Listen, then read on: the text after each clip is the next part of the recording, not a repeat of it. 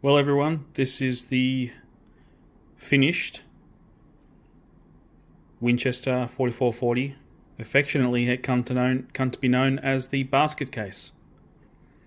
This was probably one of the worst Winchesters I, up until that point, had ever worked on.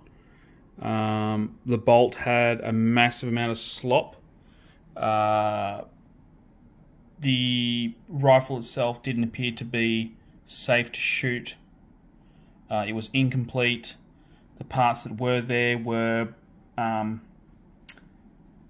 poorly treated. I've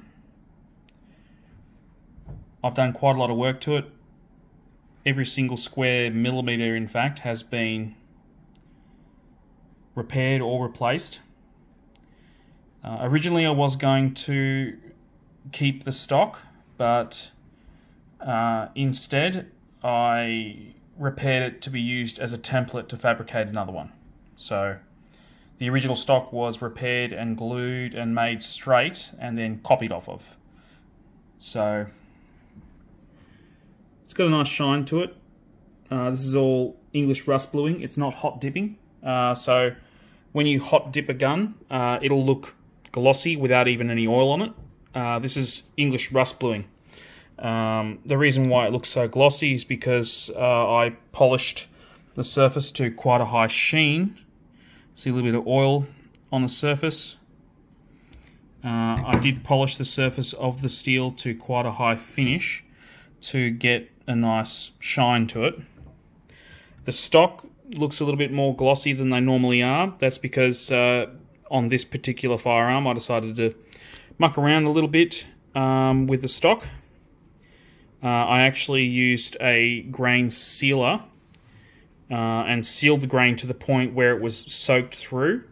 So I actually sanded back the stock and left a very, very, very light sheen of stock sealant before I started the oiling process.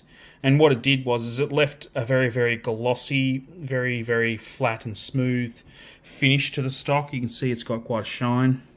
It's not a polyurethane. It's not spray pressure pack or anything like that. It's a proper grain sealer, which I've sanded down. And normally you sand a grain sealer all the way off to the stock until you start to see wood again.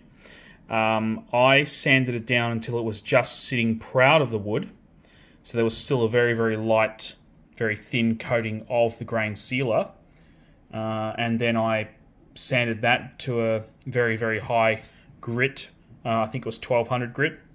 And then I started giving it the traditional hand rub oil finish, which left it very, very glossy and shiny compared to my usual stocks, which are a lot more matte.